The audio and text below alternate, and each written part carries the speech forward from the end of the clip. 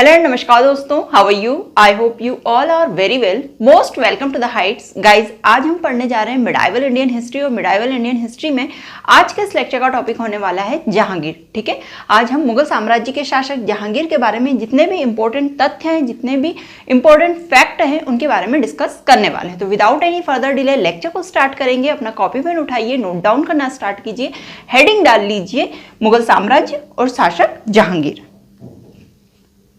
सबसे पहले हम यहाँ पर जहांगीर के जीवन परिचय के बारे में डिस्कस करेंगे। उनका नाम क्या था, उनके बचपन का नाम क्या था, उनका जन्म कब हुआ था, माता पिता कौन थे, इसके बारे में पढ़ने वाले हैं। तो जीवन परिचय डाल लीजिए।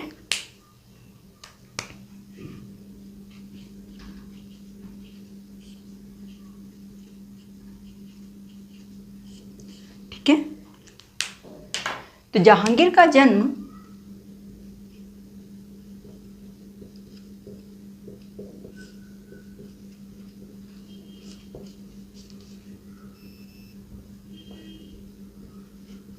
30 अगस्त 1569 ईस्वी में हुआ था। ठीक है, ये डेट है इनके जन्म की, पूछी जाती है एग्जाम में। 30 अगस्त 1569 ईस्वी में जहांगीर का जन्म हुआ था। इनके बचपन का नाम सलीम था।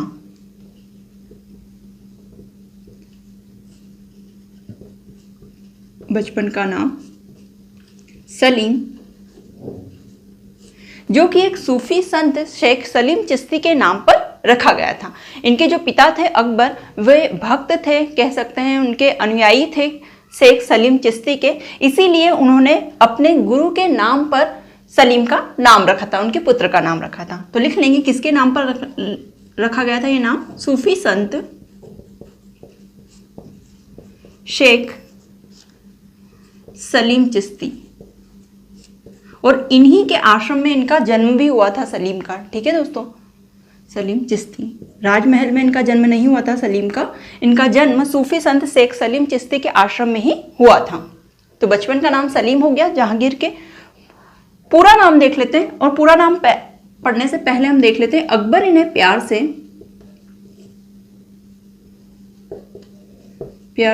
इन्हें शेखू बाबा कहते थे। शेखू बाबा, ठीक है, अकबर इन्हें प्यार से शेखू बाबा के नाम से पुकारते थे।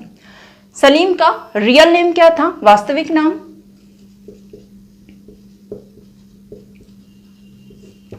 वास्तविक नाम, तो सलीम का वास्तविक नाम था नूरुद्दीन मोहम्मद जहांगीर बादशाह गाजी। क्या लिखेंगे? नूरुद्दीन मोहम्मद जहांगीर बादशाह गाजी इनका वास्तविक नाम था।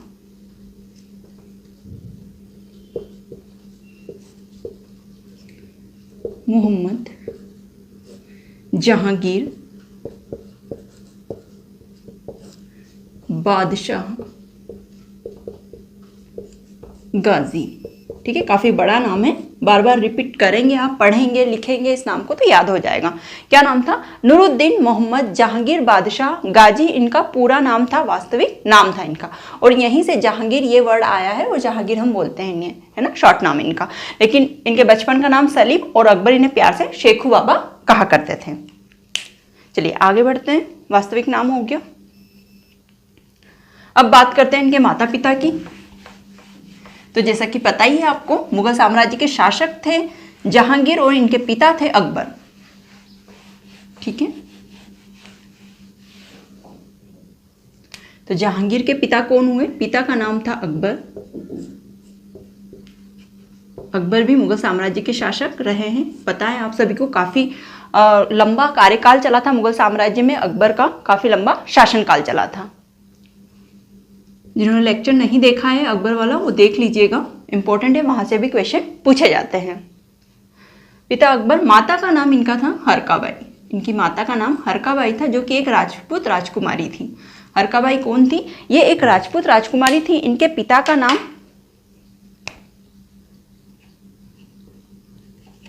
राजपूत राजकुमारी थी ये,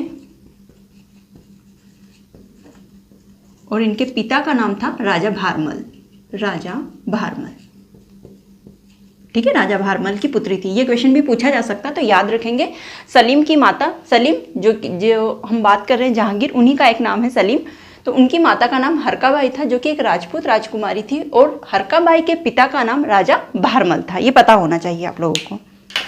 आगे चलते हैं। माता पिता की बात हो गई। जहांगीर के पिता अकबर थे और माता हरकाबाई। अब इनके वैवाहिक संबंधों से रिलेटेड बातें कर लेते हैं कि कितनी बेगमों से इन्होंने विवाह किया था, इनके पुत्र कौन कौन थे, इस बारे में चर्चा कर लेते हैं। तो लिखेंगे वैवाहिक संबंध।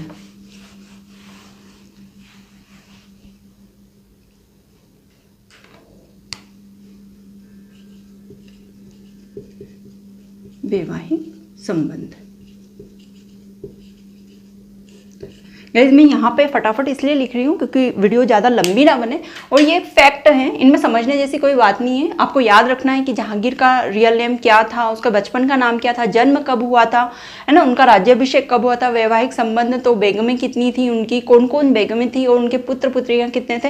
ये सारे फैक्चुअल चीज़ें हैं, ये आपको एज इट इज़ याद रखनी है, इसमें समझने वाली कोई बात नहीं, इसीलिए मैं यहाँ पे फटाफट लिख रही हूँ ना, तो आप भी नोट डाउन करते हुए चलेंगे। वैवाहिक संबंध। तो वैवाहिक संबंध डिस्कस करने से पहले एक इनका प्रेम प्रसंग जो कि काफी फेमस है उसके बारे में बात कर लेते हैं, जो कि अनारकली के साथ में था, है ना। एक पुरानी मूवी भी है मुगले आजम, काफी प्रसिद्ध मूवी है, उसमें बताया भी गया है इनके बारे में। अनारकली थोड़ा सा डिस्कस कर लेते हैं इनके बारे में। अनारकली कौन थी? तो ये अकबर के दरबार में, जो कि सलीम के पिता थे अकबर, उनके दरबार में एक नर्तिका थी, है ना, नर्तिका थी। ठीक है। अकबर के राज दरबारियों का यह नाच कर गा कर मनोरंजन किया करती थी अनारकली, और यहीं पे इनकी भेंट होती है सलीम से। ठीक है, यहीं पे मुलाकात किससे होती है इनकी? सलीम से मुलाकात होती है, और सलीम इनके प्रति इतने आकर्षित होते हैं कि सलीम को इनसे क्या हो जाता है, प्रेम हो जाता है। और इस प्रेम संबंध का जब पता चलता है अकबर को, किसे पता चलता है इसके बारे में? अकबर को जब पता चलता है तो अकबर अनारकली को दीवार में चुनवाने का फरमान जारी कर देते हैं।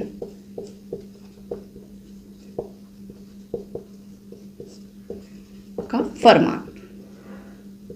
लेकिन कई इतिहासकारों ने बताया है कि अकबर इन्हें दीवार में नहीं चुनवाते हैं, अपितु गुप्त रास्ते से इन्हें बाहर भेज देते हैं। ठीक है, काबुल कांधार की साइड यहाँ पर भेज देते हैं, अनारकली को दीवार में नहीं चुनवाते हैं। लेकिन ऐसा कहा जाता है कि दीवार में चुनवाने का फरमान इन्होंने जारी किया था अकबर ने। ठीक है, अब सलीम को ये बात पता नहीं होती है कि अनारकली जिंदा है या फिर बाहर चली गई, उसे यही लगता है कि अनारकली को दीवार में चुनवा दिया गया है। लेकिन गाइस सन 1615 ईस्वी में क्या होता है, अनारकली की मृत्यु हो जाती है। ठीक है, 1615 ईस्वी में अनारकली की मृत्यु हो जाती है, और अब पता चलता है सलीम को कि अनारकली की मृत्यु हुई है। किसे जानकारी मिलती है? जहांगीर को जानकारी मिलती है, सलीम को जानकारी मिलती है कि अनारकली की मृत्यु हो गई है। तो सलीम पहुंचते हैं वहां पे और अनारकली के लिए एक मकबरा तैयार करवाते हैं। ठीक है, मकबरा। और ये मकबरा कहाँ बनता है? तो ये मकबरा लाहौर में तैयार किया जाता है। तो ये इंपॉर्टेंट फैक्ट है। ठीक है, मृत्यु कब हुई थी अनारकली की? 1615 ईस्वी में इनकी मृत्यु हो जाती है। सलीम को इस बात की जानकारी होती है, तो सलीम वहां पहुंचते हैं और अनारकली के लिए एक मकबरा तैयार करवाते हैं। और ये मकबरा कहाँ बना हुआ है? ये लाहौर में बना हुआ है। तो यहाँ इंपॉर्टेंट चीजें क्या हो जाएगी? अनारकली के लिए मकबरा किसने तैयार करवाया था? जहांगीर ने तैयार करवाया था। कहाँ पर तैयार करवाया था? लाहौर में तैयार करवाया गया था। और अनारकली की मृत्यु कब हुई थी? 1615 ईस्वी में हुई थी, इस तरीके से। ठीक है, तो ये इंपॉर्टेंट फैक्ट थे, नोट डाउन कर लेंगे आप सारी क्रमबद्ध रूप से, जैसा जैसा मैंने आपको बताया है, या फिर पैराग्राफ के रूप में आप लिखना चाहे तो वैसे भी लिख सकते हैं इस चीज को। चलिए आगे चलते हैं, वैवाहिक संबंधों को देख लेते हैं हम। ये तो प्रेम प्रसंग की बात हो गई, काफी फेमस प्रेम प्रसंग था। जब यहाँ पर जहांगीर ने मकबरा बनवाया था तो मकबरे पे कुछ लाइनें लिखवाई थी, कुछ इस तरीके से थी वे लाइनें कि यदि मैं अंतिम समय में एक बार अनारकली का चेहरा देख लेता तो जिंदगी भर खुदा का शुक्रगुजार होता। कुछ इस तरीके की लाइनें यहाँ पे मकबरे में लिखवाई थी। आप इससे ही पता कर सकते हैं, इन लाइनों से ही अपना जजमेंट लगा सकते हैं कि कितना प्रेम करते थे जहांगीर अनारकली से। ठीक है, सलीम जो थे वो कितना प्रेम करते होंगे अनारकली से, ये इस लाइनों से पता चलता है। वैवाहिक संबंध हम देख लेते हैं। तो जहांगीर की पहली पत्नी,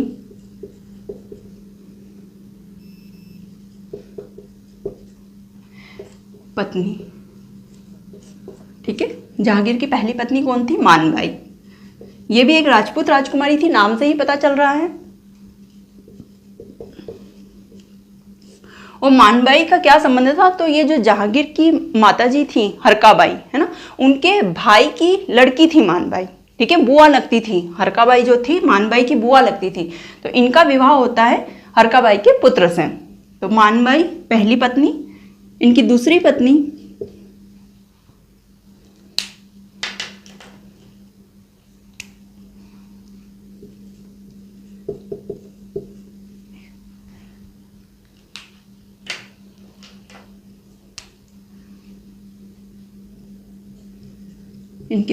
कौन हो जाएगी, इनकी दूसरी पत्नी हो जाएगी जगत गोसाई, जगत गोसाई, ठीक है। पहली पत्नी का नाम है मानबाई, दूसरी पत्नी है इनकी जगत गोसाई, ये भी राजपूत राजकुमारी थी। तीसरी पत्नी है इनकी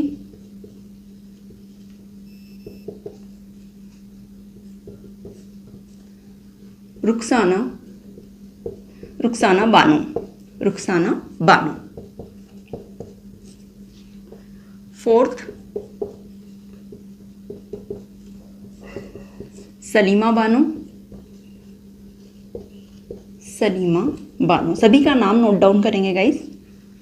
और फिफ्थ है जो कि काफ़ी इंपॉर्टेंट है, इनके बारे में आगे हम विस्तृत रूप से डिस्कस भी करेंगे, नूरजहां, नूरजहां जिनका रियल नेम है मेहरुनिसा, ठीक है, पढ़ेंगे इनके बारे में। तो कौन कौन से वैवाहिक संबंध किस किस के साथ में हुए, कितनी बेगमें हुई, तो फर्स्ट इनकी वाइफ थी जिनका नाम था मानबाई, इंपॉर्टेंट है, याद रखेंगे। पहली जो वाइफ थी इनकी, उनका नाम क्या था, मानबाई। जो दूसरी वाइफ थी उनका नाम था जगत गोसाई, उसके बाद में रुखसाना बानो, उसके बाद में सलीमा बानो और फिर नूरजहां। सलीमा बानो जो थी ये इनके बेटे की माँ बन गई थी, मतलब अविवाहित माँ बनी थी सलीमा बानो, आप लोग समझ जाइए, ठीक है। मानबाई, मानबाई से एक पुत्र रत्न की प्राप्ति होती है जहांगीर को, उनका नाम लिखेंगे खुसरो। इसी तरीके से लिख लेंगे गाइस ताकि आपको पता चल जाए कि कौन सी बेगम से कौन सा पुत्र हुआ था इनका, और जो कितने पुत्र और पुत्रियां थी जहांगीर की, इस बारे में भी जानकारी मिल जाएगी। तो खुसरो। जगत गोसाई से जो पुत्र हुआ था उनका नाम था खुर्रम, जिन्हें आगे जाके शाहजहां की उपाधि मिलती है, तो ब्रैकेट में शाहजहां भी लिख लेंगे। रुखसाना बानो, इनके पुत्र का नाम था सहरयार, इनसे जो पुत्र हुआ था उसका नाम था सहरयार। सलीमा बानो, इनके पुत्र का नाम था परवेज, ये अविवाहित माँ थी सलीमा बानो, ठीक है। जहांगीर से इनका विवाह नहीं हुआ था, लेकिन ये पुत्र जहांगीर का था। नूरजहां, नूरजहां की जो पुत्री हुई थी इन्हें, इनका नाम था लाडली बेगम। और जो जहांगीर थे वे इनके स्टेप फादर थे, सौतेले पिता थे, ठीक है। ये बात याद रखेंगे, आगे जब हम नूरजहां के बारे में विस्तृत रूप से पढ़ेंगे तो चीजें समझ में आ जाएगी। लाडली बेगम और जहांगीर इनके क्या थे, स्टेप फादर थे, स्टेप फादर, या फिर आप कह सकते हैं कि ये जहांगीर के स्टेप डॉटर थे। तो आगे समझ में, वैवाहिक संबंधों में हमने क्या क्या देखा। फर्स्ट वाइफ मानबाई थी जिनका पुत्र हुआ था, उसका नाम था खुसरो, है ना, काफी शराबी बताया जाता है इन्हें कि इन्हें नशा करने की काफी आदत थी खुसरो को। सेकंड वाइफ थी इनकी जगत गोसाई, जिनसे पुत्र रत्न की प्राप्ति हुई थी, उनका नाम था खुर्रम, आगे चल के इन्हें शाहजहां की उपाधि मिलती है। थर्ड वाइफ थी रुखसाना बानो, जिनसे पुत्र रत्न की प्राप्ति हुई थी, नाम था शहरयार पुत्र का। फोर्थ थी सलीमा बानो, इनके पुत्र का नाम था परवेज। और फिफ्थ थी नूरजहां, नूरजहां की एक बेटी थी, एक पुत्री थी, एक डॉटर थी इनकी, जिसका नाम था लाडली बेगम, और जहांगीर इनके स्टेप फादर थे। ये हो गया वैवाहिक संबंधों के बारे में बात। चलिए, ये सारी जानकारी तो हमें जहांगीर के बारे में होगी कि उनकी फैमिली कैसी थी, उनका सामान्य जीवन परिचय हमने देखा, उनके नाम वगैरह के बारे में जानकारी कलेक्ट करी। राज्याभिषेक की डेट देख लेते हैं कि उनका राज्याभिषेक कब हुआ था। तो 1605 ईस्वी में अकबर की मृत्यु हो जाने के बाद में अगले मुगल साम्राज्य के शासक बनते हैं जहांगीर, ठीक है। तो इनका जो राज्याभिषेक हुआ था, लिखेंगे राज्याभिषेक करके, 3 नवंबर 1605 ईस्वी में राज्याभिषेक होता है।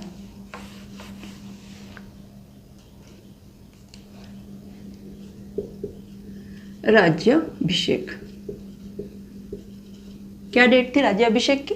राज्याभिषेक की डेट थी 3 नवंबर या 3 नवंबर 1605 ईस्वी ना। काफ़ी लंबे समय का इंतजार करना पड़ा था जहांगीर को, बहुत ज़्यादा एज हो गई थी, लगभग 35-36 के समथिंग इनकी एज हो गई थी, तब जाके इन्हें कहीं मुगल साम्राज्य का राज सिंहासन मिला था शासन करने के लिए, ठीक है।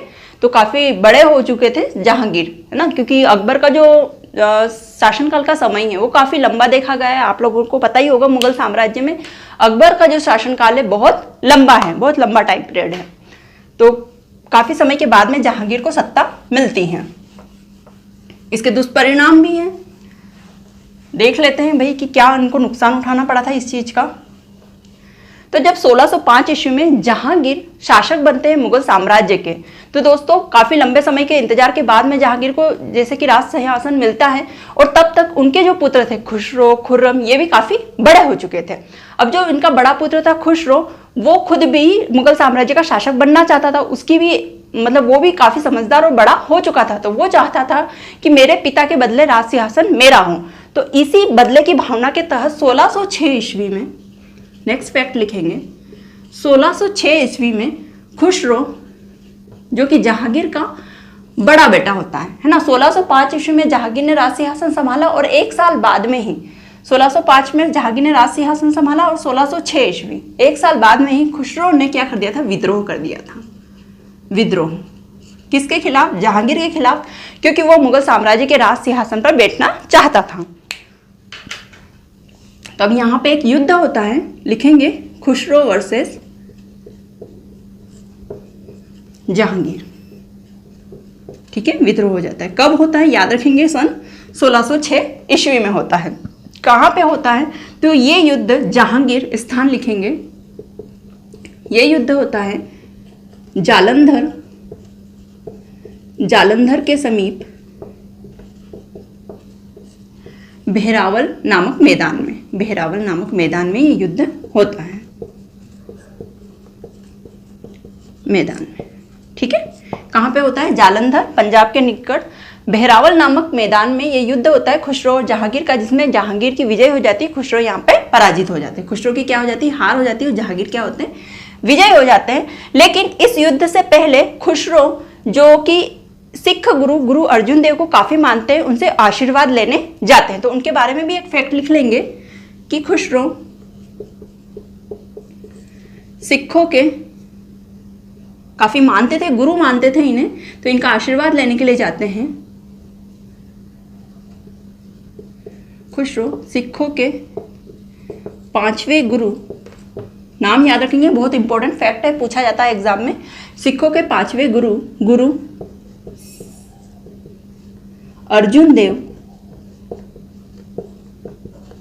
अर्जुन देव से आशीर्वाद लेने जाते हैं। और जो अर्जुन देव है, ये भी खुसरो को विजय भव का आशीर्वाद देते हैं कि आपकी विजय होगी, ठीक है। और ये बात पता चलती है जहांगीर को, और जहांगीर को काफी बुरा लगता है, वे नाराज होते हैं, और गुरु अर्जुन देव को नाराजगी स्वरूप क्या करते हैं? फांसी की सजा सुना देते हैं, फांसी की सजा सुना देते हैं। कौन सुनाते हैं? जहांगीर। तो ये बात पूछी जा सकती है कि सिखों के 5वें गुरु अर्जुन देव को फांसी की सजा किसने दी थी? तो किसने दी थी? जहांगीर के द्वारा सुनाई गई थी इन्हें फांसी की सजा। क्यों सुनाई गई थी? क्योंकि इनके जो पुत्र थे खुसरो, जो कि मुगल साम्राज्य के राज सिंहासन पर बैठना चाहते थे, अपने पिता के प्रति उन्होंने क्या कर दिया था? विद्रोह कर दिया था। तो ये आशीर्वाद लेने पहुंचते हैं, और गुरु अर्जुन देव इन्हें आशीर्वाद देते हैं विजय भव का कि आपकी विजय होगी। तो इससे नाराज होकर जहांगीर इन्हें फांसी की सजा सुना देते हैं। तो ये बहुत इंपॉर्टेंट है, पूछा गया कई बार एग्जाम में, गुरु अर्जुन देव की को फांसी की सजा किसने दी थी? तो वो मुगल साम्राज्य के शासक थे जहांगीर, ठीक है। तो यहाँ पे तो खुसरो की हार हो जाती है और जहांगीर जीत जाते हैं। अब थोड़ा सा साम्राज्य विस्तार की बात कर लेते हैं कि जब मुगल साम्राज्य के शासक जहांगीर थे, उस समय मुगल साम्राज्य में जो साम्राज्य विस्तार हुआ था वो कितना हुआ था, कहाँ तक हुआ था? तो नेक्स्ट हेडिंग डाल देंगे साम्राज्य विस्तार। जितने भी महत्वपूर्ण तथ्य हैं वे यहाँ पे डिस्कस हो रहे हैं, जो कि जहांगीर के बारे में पूछे जाते हैं, और यहीं से क्वेश्चन बनेंगे।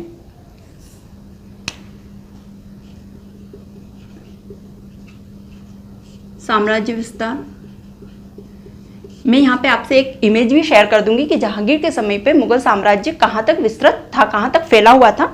उस इमेज में आप देख लीजिएगा कि कहाँ तक विस्तार हुआ था। यहाँ पे हम केवल उन भूभागों की चर्चा करेंगे जो कि इनके समय पे जीते गए थे, है ना, और क्या क्या परिवर्तन हुआ था साम्राज्य में, वो देख लेंगे। थोड़ा मैप के माध्यम से समझ लेते हैं।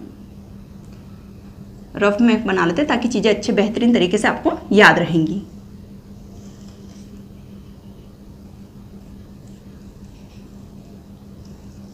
रफ में बना रहे हैं इंडिया का,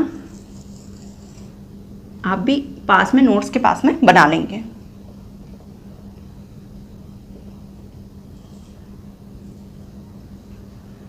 ठीक है, तो साम्राज्य विस्तार में हम मुख्य रूप से बात करने वाले हैं जिन स्थानों की, वे हैं दक्षिण भारत में एक स्थान है अहमदनगर, उसके बारे में चर्चा करेंगे। अहमदनगर। मेवाड़ के बारे में चर्चा करेंगे, जो राजस्थान, वर्तमान राजस्थान के अंतर्गत आता है, मेवाड़ वाला क्षेत्र। और हम बात करेंगे कांधार की। ठीक है, तो दोस्तों 1617 ईस्वी, सन 1617 ईस्वी में अहमदनगर पर मुगल अभियान चलाए गए थे। ठीक है, कई मुगल अभियान चलाए गए थे, लेकिन अहमदनगर विजय नहीं कर पा रहा था। मुगल साम्राज्य यहाँ पे विजय प्राप्त नहीं हो रही थी। लेकिन अहमदनगर में एक अंतिम मुगल अभियान होता है जो कि खुर्रम के नेतृत्व में होता है। नेतृत्वकर्ता कौन थे? खुर्रम थे। ठीक है, तो 1617 ईस्वी में खुर्रम के नेतृत्व में क्या चलाया जाता है? मुगल अभियान चलाया जाता है। मुगल अभियान जिसके अंतर्गत सेना भेजी जाती है यहाँ पे इस क्षेत्र में आक्रमण के लिए अभियान चलाया जाता है। और इस समय अहमदनगर में खुर्रम के साथ में किसने लड़ाई लड़ी थी? तो वे, उनका नाम था वजीर। जो युद्ध होता है वो किसके साथ में होता है? खुर्रम का युद्ध वजीर मलिक अंबर, नाम लिखेंगे वजीर मलिक अंबर। ठीक है, देखिए क्या देखा हमने, 1617 ईस्वी में मुगल अभियान के तहत खुर्रम नेतृत्व करते हैं और इस क्षेत्र पर आक्रमण के लिए उनकी सेना पहुंचती है। ठीक है, खुर्रम के साथ यहाँ पर अहमदनगर को बचाने के लिए इनसे युद्ध कौन लड़ते हैं? तो युद्ध लड़ते हैं वजीर मलिक अंबर, नाम याद रखेंगे, वजीर मलिक अंबर यहाँ पे युद्ध लड़ते हैं। लेकिन वजीर मलिक अंबर की यहाँ पे हार होती है, खुर्रम यहाँ पे विजयी हो जाते हैं और अहमदनगर इस भूभाग को जीत लेते हैं, मुगल साम्राज्य में मिला लेते हैं। ये वाला भाग कब हुआ था? ये युद्ध 1617 ईस्वी में हुआ था। किसके मध्य हुआ था? तो मुगल साम्राज्य के राजकुमार खुर्रम और वजीर मलिक अंबर के मध्य ये युद्ध होता है। वजीर मलिक अंबर की यहाँ पे हार हो जाती है, खुर्रम यहाँ पे विजय हो जाते हैं। और इस बात से जो जहांगीर शासक थे, मुगल साम्राज्य के तात्कालिक शासक जो थे जहांगीर, वे काफी प्रसन्न होते हैं और खुर्रम को एक उपाधि देते हैं। और कौन सी उपाधि देते हैं? शाहजहां की उपाधि देते हैं, जो कि मोस्ट इंपॉर्टेंट है। आगे जाके खुर्रम शाहजहां के नाम से ही प्रसिद्ध होते हैं। ठीक है, तो यहाँ पे मिलती है इन्हें शाहजहां की उपाधि। तो सारे पॉइंट नोट डाउन करेंगे। शाहजहां, ठीक है, इंपॉर्टेंट क्या है? किसने दी है शाहजहां की उपाधि? जहांगीर ने दी है। किसे दी है? खुर्रम को दी है। क्यों दी है? कारण क्या था?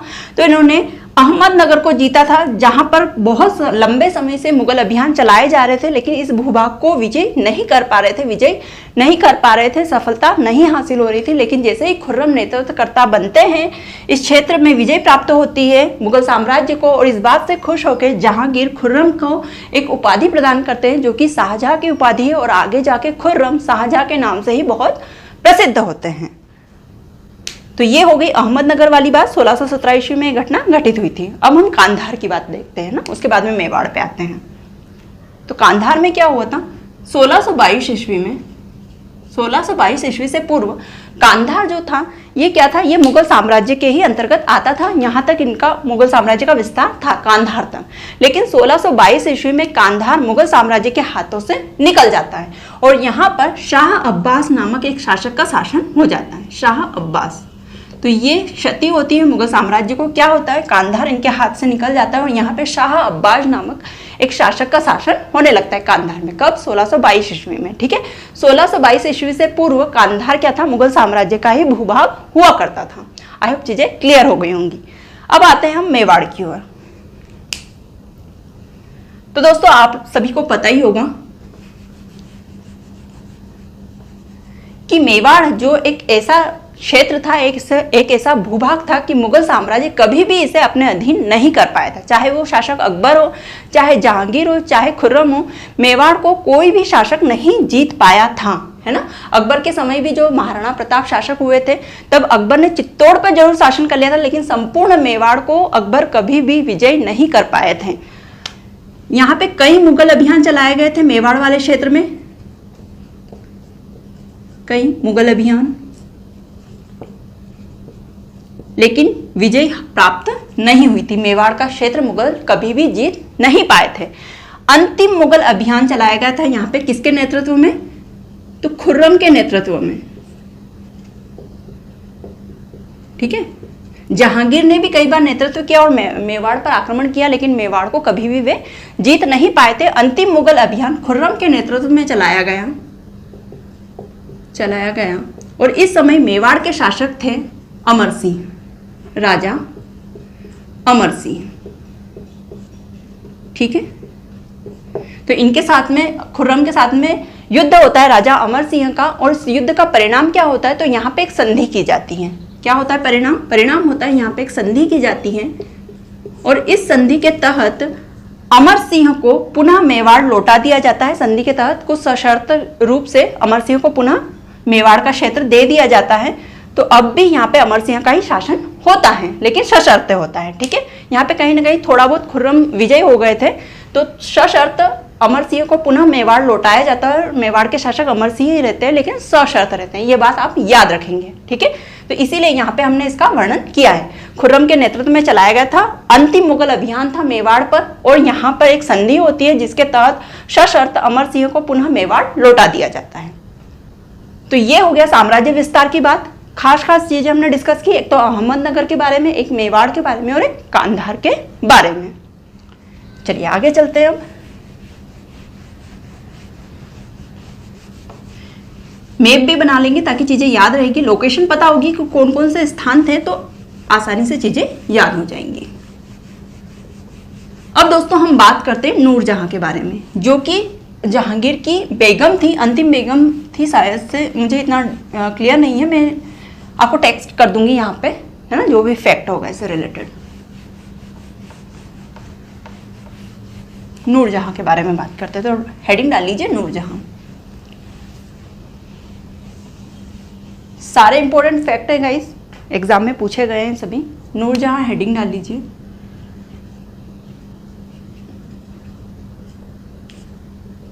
नूरजहां, नूरजहां का वास्तविक नाम, इनका वास्तविक नाम था मेहरुनिसा। ये भी कई बार पूछा गया है। मेहरुनिसा इनका वास्तविक नाम था,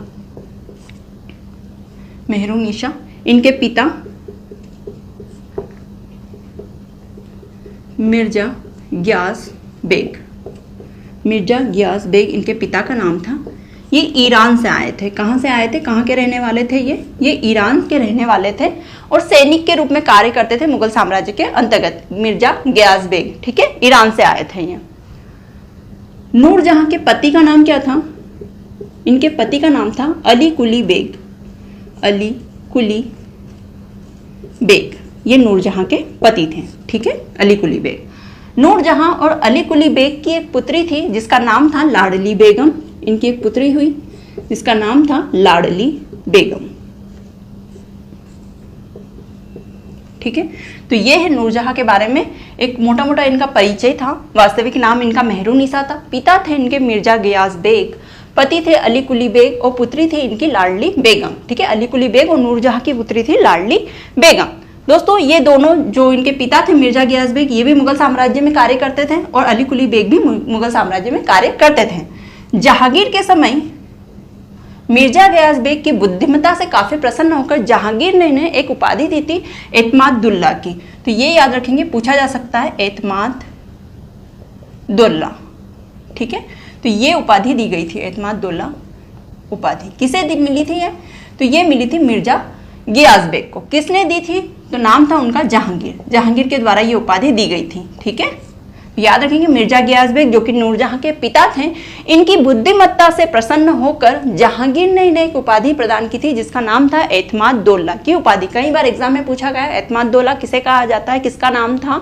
तो वो था नूरजहां के पिता मिर्जा गियास बेग का। किसने दिया था? तो जहांगीर के द्वारा दिया गया था, उनकी बुद्धिमत्ता से प्रसन्न होकर।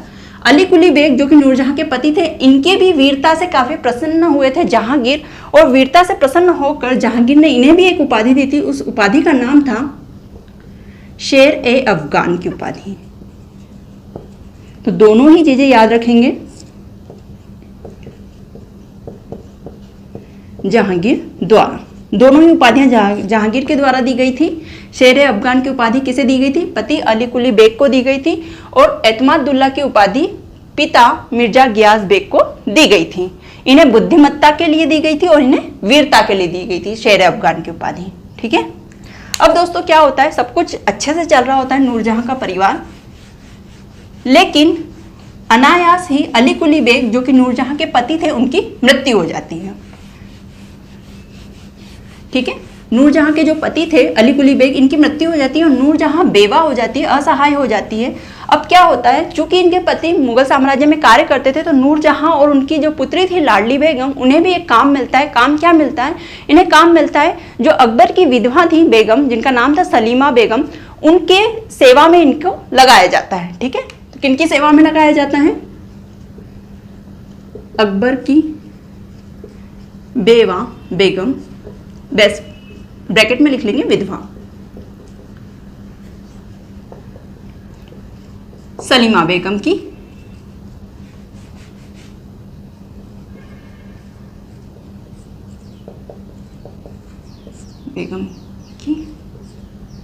सेवा में किसे लगाया जाता है? नूरजहां और इनकी पुत्री लाडली बेगम को। नूरजहां और इनकी पुत्री लाडली बेगम को, पूरा लिखेंगे इस फैक्ट को। ठीक है, अब ये वहां मुगल साम्राज्य में दासी के रूप में कार्य किया करती है नूरजहां और उनकी पुत्री लाडली बेगम। अब दोस्तों क्या होता है, एक पारसी त्योहार है नौरोज त्योहार। आप लोगों को पता होगा, एग्जाम में पूछा भी जाता है पारसी त्योहार कौन सा है, तो पारसी त्योहार है नौरोज। तो इस त्योहार के उपलक्ष्य में मीना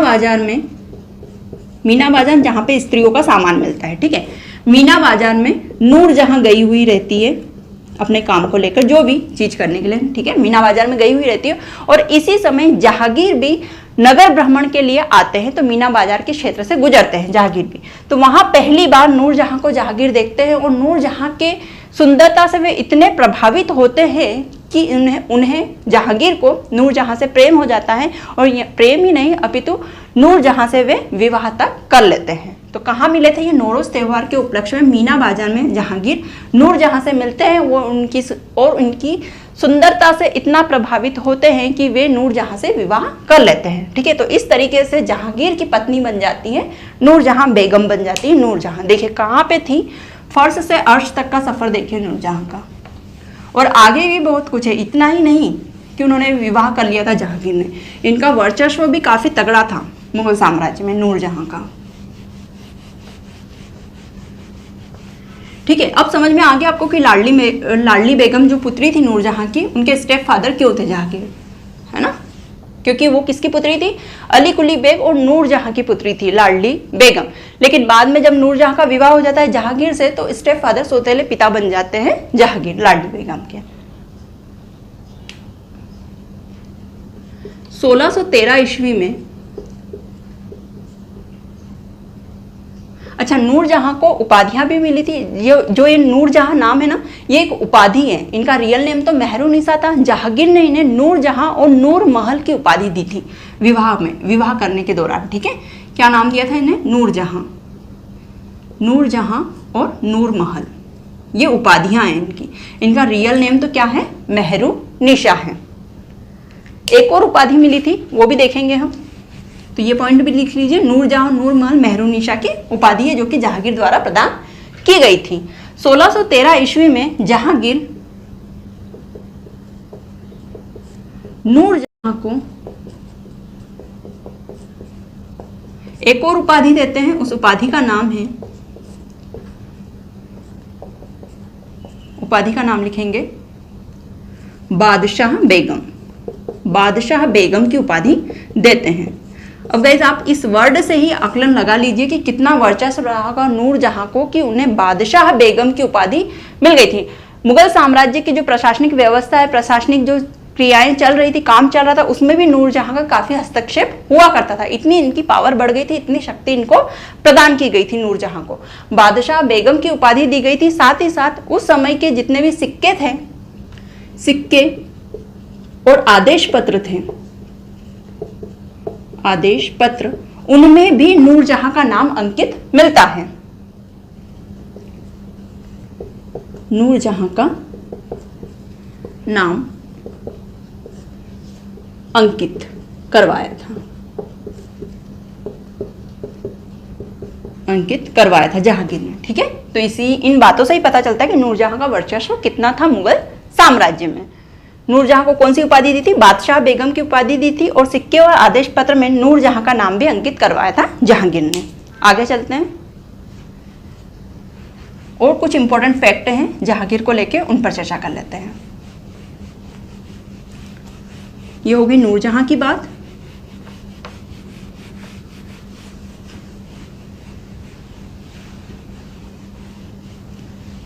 अगला फैक्ट लिखेंगे, मुगल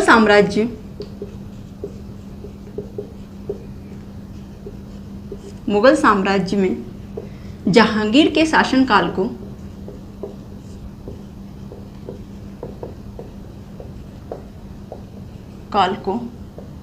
चित्रकला के क्षेत्र में स्वर्णिम काल कहा गया। चित्रकला का क्या कहा गया? स्वर्णिम काल कहा गया इस समय को। ठीक है, इस समय पर चित्रकला काफी प्रसिद्ध हुई थी। तो जहांगीर के शासनकाल को चित्रकला का स्वर्णिम युग कहा गया है, स्वर्णिम युग कहा गया। ठीक है, जहांगीर के द्वारा आगरा में एक चित्रणशाला का निर्माण करवाया गया है, चित्रणशाला का निर्माण।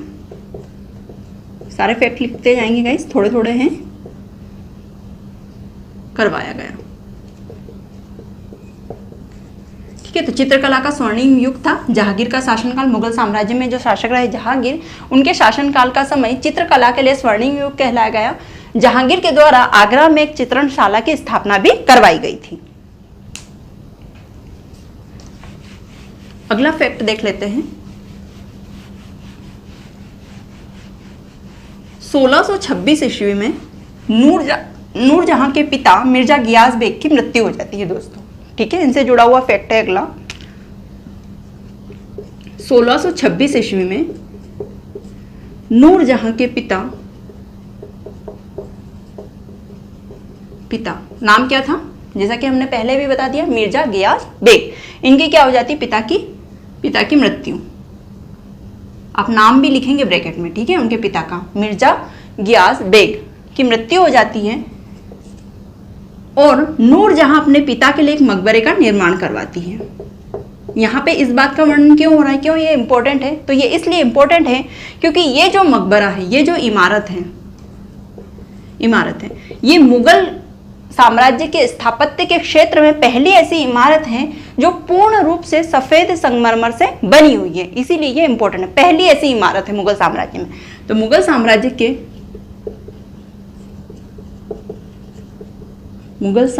के स्थापत्य कला के क्षेत्र में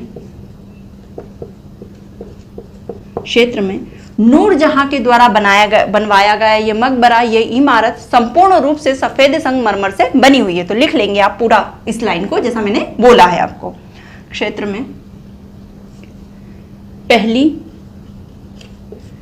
इमारत जो पूर्ण रूप से सफेद संगमरमर से बनी है। जैसे ताजमहल बना हुआ है ना सफेद संगमरमर से, तो पहली ऐसी इमारत थी। ताजमहल बाद में बना, उससे पहले मुगल साम्राज्य में ये वाली जो एतमादुल्ला है, जो कि नूरजहां के पिता थे मिर्जा गयास बेग, उनका मकबरा बना था सबसे पहले सफेद संगमरमर से, पूर्ण रूप से बना था। ठीक है, पूर्ण रूप से सफेद संगमरमर से बना। तो ये याद रखेंगे ये वाला पॉइंट। और इसमें पित्रा दुर्रा नामक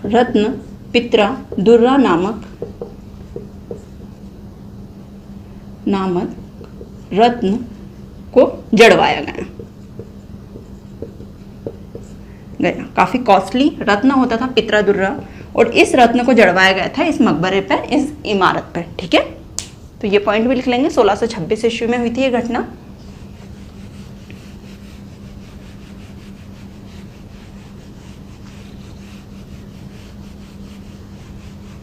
अब देख लेते हैं कि जब मुगल साम्राज्य के अंतर्गत जब जहांगीर का शासनकाल चला था उस समय जो विदेशी यात्री आए थे भारत में, तो कौन कौन से विदेशी यात्री आए थे ये भी पूछा जाता है एग्जाम में। तो जहांगीर के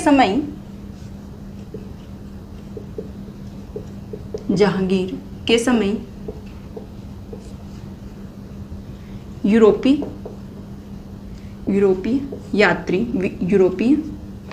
यात्री कौन कौन आए थे, नाम लिख लेंगे। Sir Hawkins, sir Thomas Roe,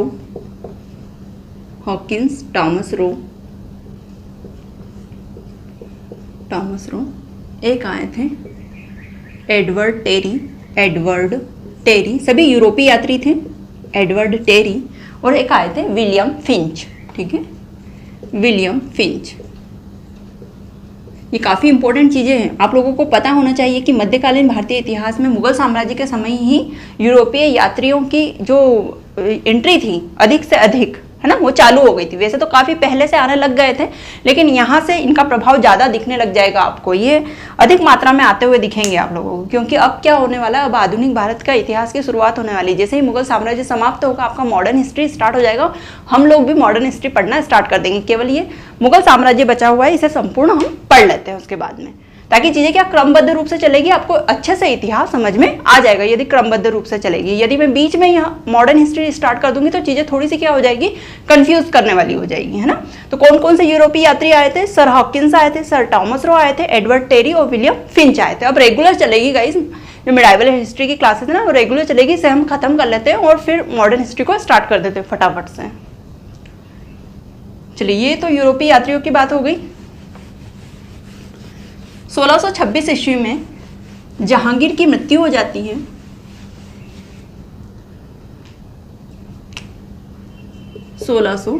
ईस्वी में ही जहांगीर की मृत्यु होती है,